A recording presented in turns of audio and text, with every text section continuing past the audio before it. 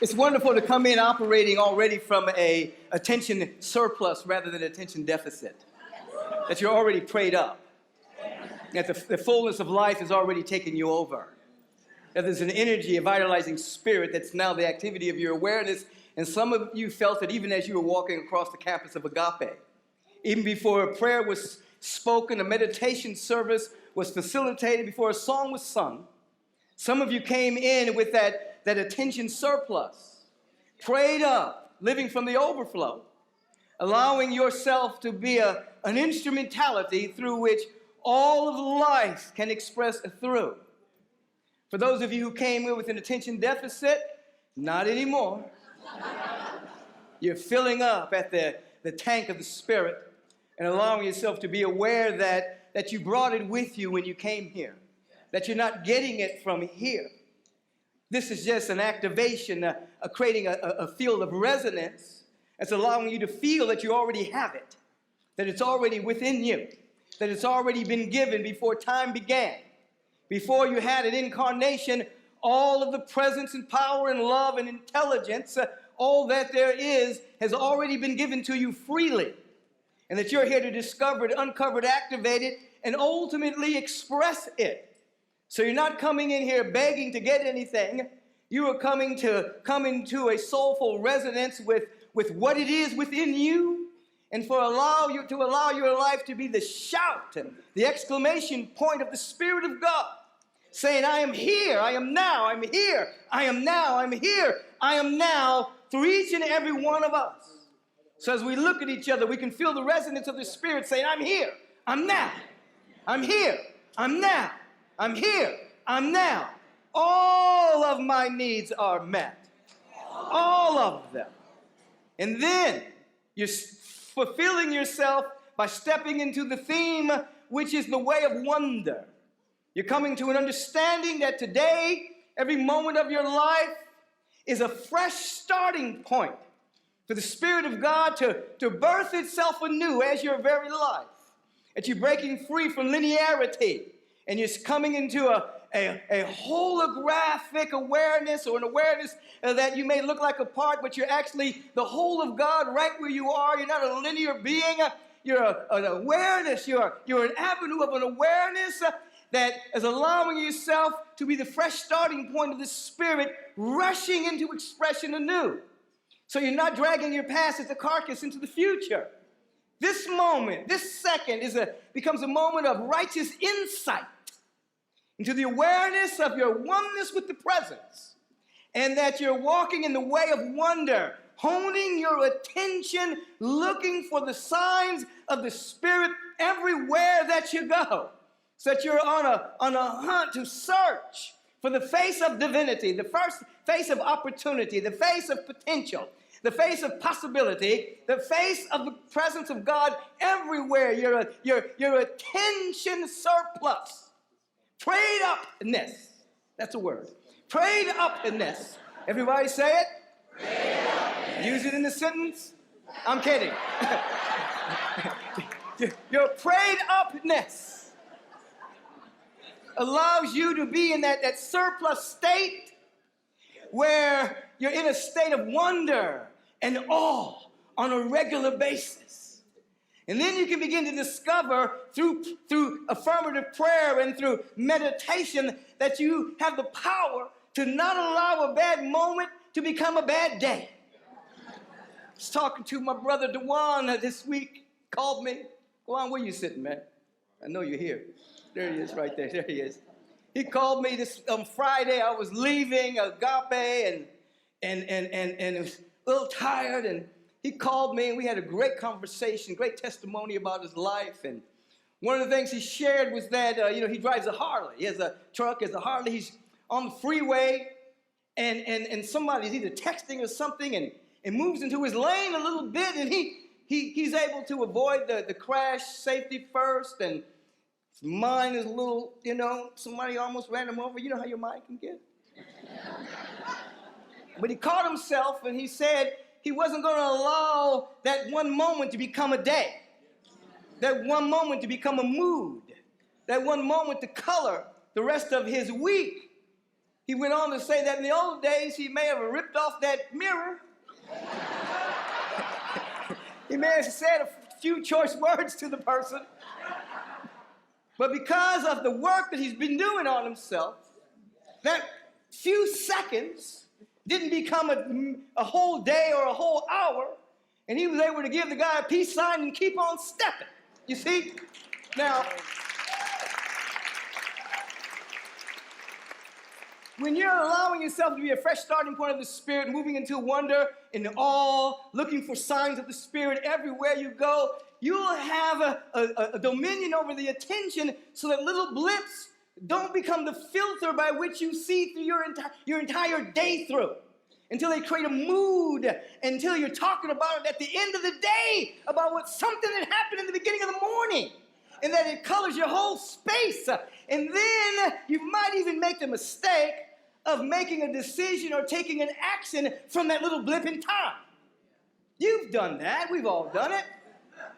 Wish we hadn't. Wish we hadn't said it or done it. But we allowed that one little blip to influence what came out of our mouth or what came into an action.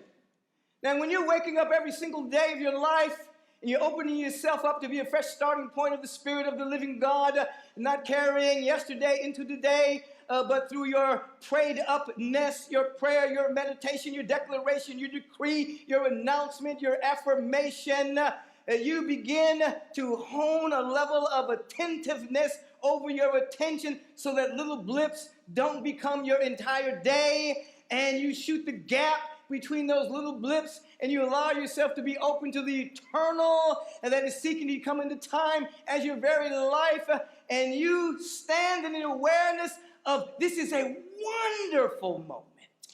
This is a wonderful day. The Spirit of the living God, which is changeless, everywhere present in his fullness, has not ever changed up on us, never denies us, never neglects us. We're always connected and never neglected. This space becomes more real to us. And then we begin to discover that you are really here as a history maker, that you are here to be a destiny revealer. You have arrived on this planet at a particular stage in human history where you are not to walk lockstep in the status quo, and never has anyone arrived on the planet to walk lockstep in status quo-ism.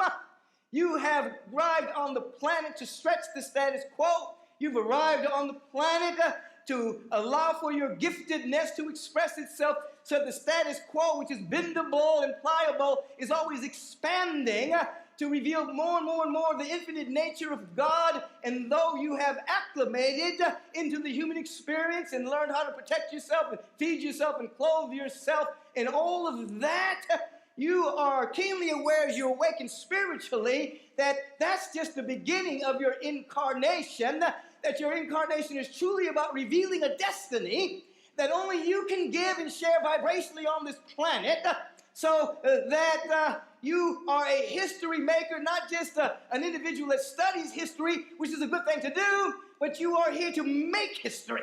You are here to reveal a destiny. I want you to say to yourself, I've got a great destiny. I'm here to reveal a great destiny. And so it is in this consciousness of establishing yourself as an individual that's allowing destiny to unfold.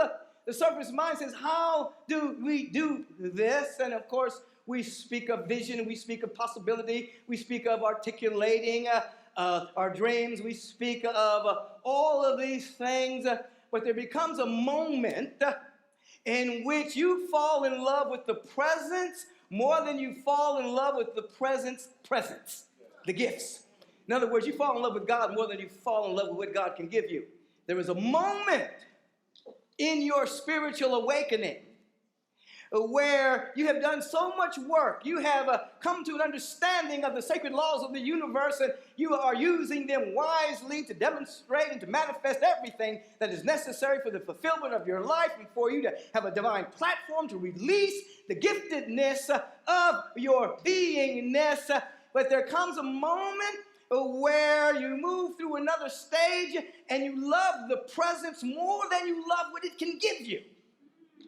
And it's in that moment that you touch a power and a presence that is beyond description. I think about a moment in which Dr. Martin Luther King Jr. He had picked up the phone a number of times, and individuals were calling there talking about they were going to bomb his house and kill his children and things of that particular nature. And it was heavy on his heart, heavy on his shoulders, and there was a moment of sheer exhaustion in his beingness. And he began to pray, and he began to call on some sacred music and pray. And there came a moment in his life, in that second of his darkest hour, where the presence of God became so real to him, beyond what he was trying to do in the world, beyond the changes that he was trying to make, beyond his own personal safety. The presence became real. And it was at that moment that he describes that he touched a power and a presence that was so real to him that nothing else mattered. And that he was girded up from within inside out to do what he was called to do, to be a world weaver, a destiny changer. But it came from this power that was beyond what the power could give him. It was the power itself. There's a moment where that can happen for all of us. When we begin to say something inside of us, what I want most is my connection. What I want most is a realization of this divine presence. What I want most is this divine peace of mind that comes from having an intimate admoniment with pure spirit. And as that begins to happen, subtly, little by little, incrementally, we shoot the gap and the contraction and expansion that happens. There's a moment between the universe expanding and contracting. There's a moment between our in-breath and our out-breath where there's a still point where there is no time at all. And it is in that instant where eternity breaks into time for us. That's why you meditate, by the way. There's a moment when that happens and all of life reveals itself to you in an instant, in a nano, the second, the eternal, where there is no time becomes the activity of your awareness, and then signs follow consciousness. Signs don't precede consciousness. People are looking for signs, but signs follow the shift that is taking place by your inner work that you are taking. So going back to my brother Dewan here, he calls me. He calls my line from time to time and leaves messages. We met in Trick Terminal Island when he was incarcerated there 17 years in one cell at one point. And met our our prison ministry, and he was telling me we would come in there talking about we love you, B.T. Taylor talking about I love you, and he's saying, you don't know me, how can you love me? You know, now he's one of those guys, you know what I mean? But he was sharing with me this story. Called me and he said, Rev, listen, I'm not going to tell you everything, but I think this is important. He has this beautiful, beautiful job now at the correction facility.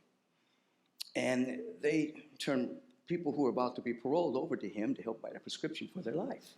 He gets to bring them into society and make them, or help them assist in making the right choices to become the kind of life that is destined, that's within all of us. So February 6th, a number of years ago, he was set up, which is what sent him to prison. And so he's looking through his files, he's telling me, and he looks and he sees the name of the person that set him up.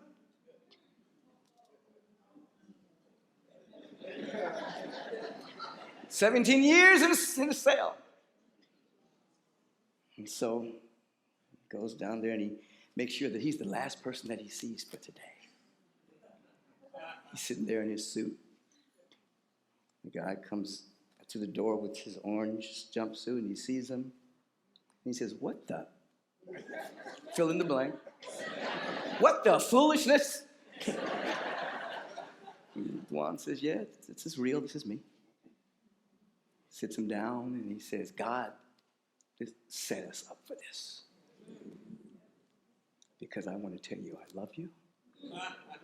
I forgive you. And you don't have to carry any guilt about what you did. I'm free and you're free. He sent me to prison for 20 years. Prison didn't break me, it made me. I'm living the kind of life that I've always wanted to live. And I can help you do the same thing. The brother broke into tears. Didn't know it was really real. Dewan assured him this was a real deal. February 6th was the day that he was set up. February 6th was the day he saw this guy. It was a God setup. The gentleman is being released from prison May 31st, which is Dewan's birthday. You got to understand that this was Dewan's best friend. Their mothers were best friends. They grew up, they were in the same crib together as babies. So it's a lot of forgiveness.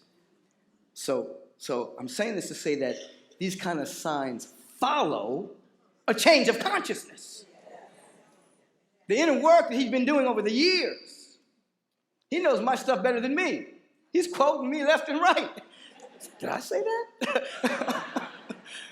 He started talking to me about, I learned the word endogenous from you, and I'm teaching this and I'm teaching that. I mean, he's making me feel so good, you know. But signs follow consciousness, you see.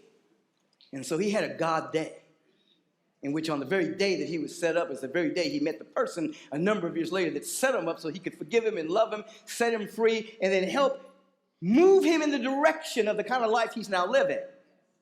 Sometimes we're looking for signs. We definitely want to hone our attention and look for the face of God everywhere. But when we do that work, then signs will follow. And you'll see God's setups everywhere. You feel it in your bones. You feel it in your bones. A lot of this was set up in his own consciousness when he was living a very wild life. Wasn't happy. He heard a negative voice in his mind that said, I hope I'm not talking too much about you, Dewan, but I'm a little inspired. So I can remember some of these moments where he wanted to commit suicide. And so he got in the bathtub because he didn't want to make a mess and put a gun under his teeth. And then he heard another voice saying, do not kill your mother's only son. Got out of the tub. 21 days later, he was arrested and forged a whole new life. I want you to take a breath here. Release. I want you to be aware there's a moment in which when you want to know the presence more than you want the gifts of the presence, more than you want what the presence can give you. There's a gap there that when you come to that awareness and you really want real peace of mind, you really want real connection, you really want to know divine wisdom, transforming knowledge, you really want to know the life of the Spirit. And just as Dr. King came to that moment and it changed the course of his history, because it was no longer about the future, it was about his connection with the presence of God that created a beautiful future. There was a moment in which Dewan wanted to know so well, that he did his work so well, that signs followed. You want that moment so that you can be the history maker that you are meant to be. There's a renaissance. I've been saying this for a long time here on the pulpit, that we're in the middle of a renaissance. And that individuals that are in the middle of a renaissance, they don't know they're in a renaissance. It's years later, somebody writes about it and says, oh, they were in a renaissance. You know, but the kids have broken free from the matrix, as I've been saying. And we're in a renaissance in which these individuals are speaking truth to pseudo power. They're not speaking truth to power, because power in the political kingdom is temporary. It's transitory. It's not a real power. It's a pseudo power. And you can tell while they're speaking, they're aware that it's not power at all. It's just a temporary bastion of ego. And that they're speaking truth to power as an announcement to all of us. And that we are to see ourselves as history makers. And to be aware that wherever we are in this life, We make that contact with that something that is within us. Call it by whatever name you want to call it. Find your place in this world in which the old is dying and the new is emerging, and allow for this knowledge, this wisdom, this presence to take over your life. And you are not to walk within the status quo, that wherever you are in life, there is something that you are to share and to give and to shine and to glow. There's something about you that is unique and magnificent. And you just set it free. You just set it free. So it can be outside the government. It can be inside the government. It can be outside medical establishment, inside medical establishment. Outside educational, inside education. Outside in the system of incarceration, inside the system of incarceration. You're to flood the airways with possibility. You're to flood the airways with your connection, your attention surplus of the presence. So that when you wake up in the morning, you actually think to yourself, I'm making history today. I'm not talking celebrity. I'm not talking being on the front page of the newspaper. I'm talking about a vibration. I'm talking about an energy in which you are no longer walking in the status quo of consumerism, materialism, fear, doubt, worry, separation, bigotry. You're walking as a free being in the Spirit. Inhale, please. Release. And you know what? Then you get what you need when you need it. Yes. I needed that phone call. Yes. He didn't know it. I'm leaving on a Friday, a little physically tired, trying to get away for a while. Can't get away. I got to keep having all these meetings. See Dewan's call. He generally leaves me a message. I said, I'm going to pick up the phone right now. And he gave me my teachings back to me. Yes. In a very powerful way. And he said, Rev, he said, Rev, listen, if you don't think what you're doing is important, I just want you to know I'm changing hundreds of lives based on what you've given me. I said, all right, man, let's keep rolling. let's keep rocking and rolling up in here. So here, take a breath here. Release. I told him this morning I was going to blow him up a little bit. I said, I might have to use your name, man. The way of wonder. Every day, fresh starting point. Mind trained, looking for the evidence of the Spirit. Coming so honed that a blip, something negative happening, doesn't influence the entire day. It's just that second. Whatever the appropriate response is in that second is appropriate to vent and be angry, whatever it is, but not the entire day, just that moment. Some people let it go an entire week. Sometimes months later, they're still talking about it. Oh, 16 years ago, somebody cut me off on the freeway. And it's late for my meeting. You hone the attention so the blip doesn't become the day. Because the day is full of the presence. You see, it's full of the presence.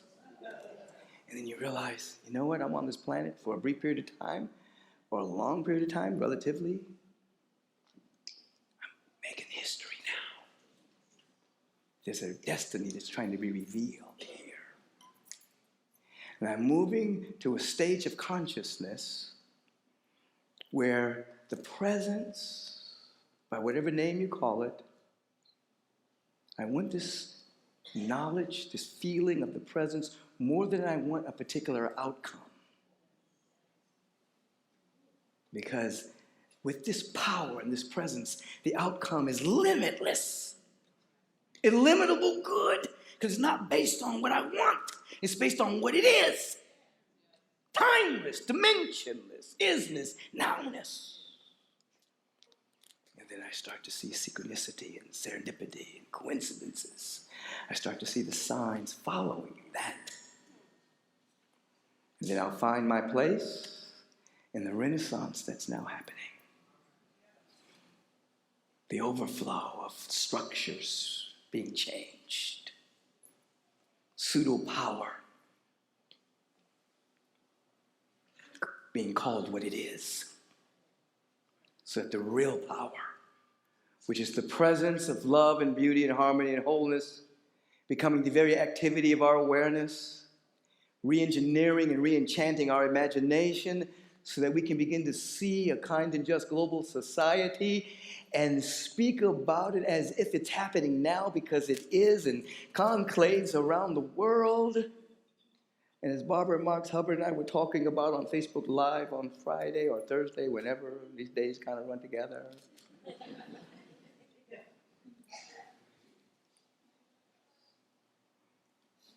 we start to coalesce into that feeling tone of dynamic peace and love and harmony and well-being and generosity and beauty start to be seen. Maybe not on the front page of a newspaper, but felt in our hearts, so real that it manifests little by little by little. It manifests. It's a young man's ability to look at the person that sent him to jail and say, I love you. I forgive you. I set you free. I can help you. Manifest as all of our needs met. Manifest as being out of the matrix.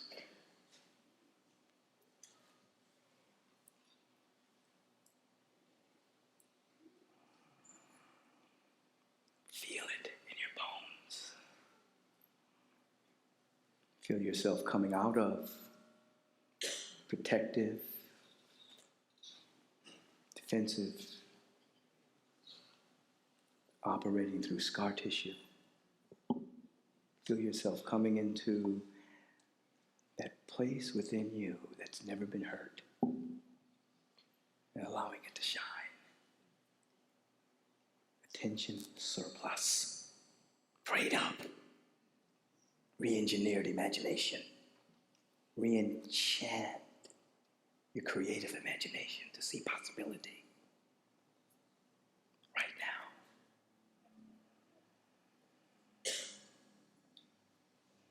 This morning, I simply invite you to turn within with me.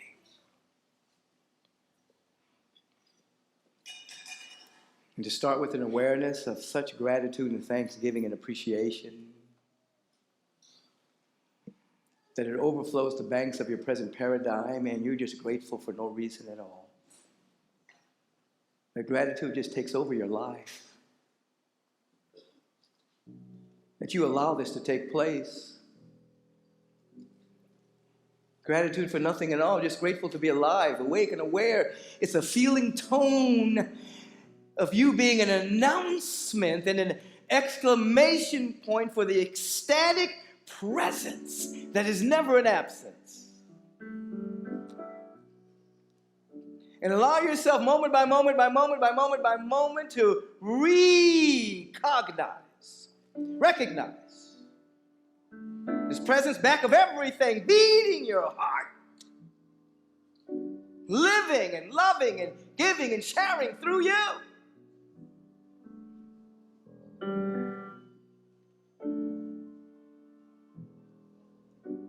And in this power of gratitude and recognition, feel your way into your interiority. Shine the light inside.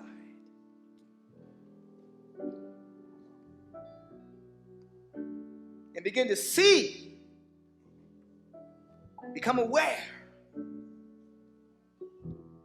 There's a presence here. There's a love here. There's a beauty here. Oh, come on. Turn within in this moment, and from this being connected and never neglected, the word is spoken for each of us that reflects and reveals the one of us that we may be free today. That the divine presence reveals itself and outpictures itself as a health and a harmony and a wholeness and a well-being that comes from having an intimate at one with pure spirit. That our mental body now becomes so clean and clear, and our emotional body so pure, and the body of our affairs so in order, that we can say from the mountaintop, I know what the future holds, but I know it holds the future. It's the presence. The presence. The presence. This is not religious, this is real. The presence. The presence. Intelligence. The presence. Love. The presence. Beauty. The presence. Abundance. The presence. The presence. The presence. The word spoken. Will you be whole today? What? What? Will you allow wholeness to take over your life today? Well-being, joy, harmony, strength, vitality, power, poise, confidence, absolute joy, prosperity, abundance, generosity, peace. Will you allow it to be the activity of your awareness today? Therefore, right now, I say that it is so. It is so. These individuals are receptive, and anything that would hinder, delay, block, or obstruct the divine announcement of the Spirit saying through and as them, I am. Anything that would hinder that is now dissolved into the nothingness from which it has come, never to exist again. Freedom. Freedom. Freedom. Right now. Oh, feeling today. I have a feeling about that. I'm going to mention a few names here in a moment and allow the vortex to become even stronger. Just feel into it. Dr. Ricky, help him feel it.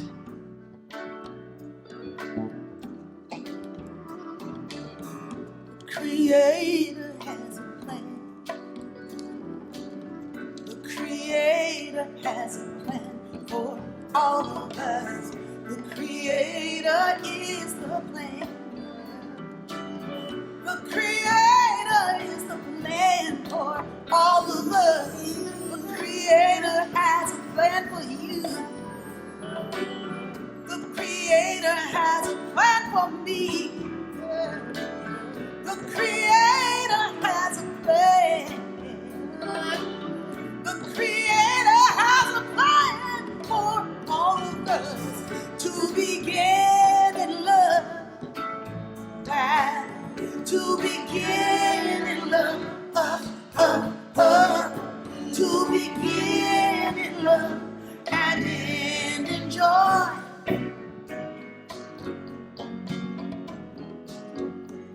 We are the evidence in the earth, in the air, in the trees and everywhere. In the earth, in the air, in the trees and everywhere.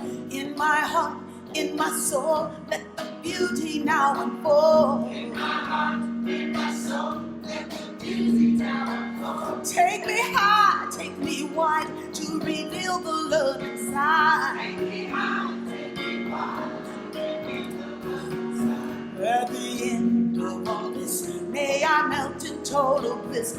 At the end of all this, may I melt in total bliss.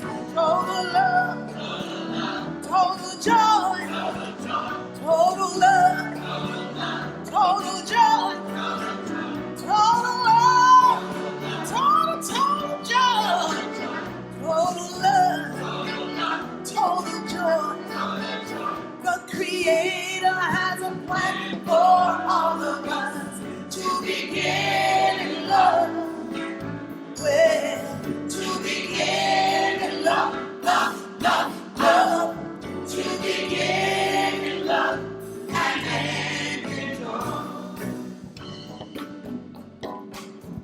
We are the evidence. Take the hand of the being next to you.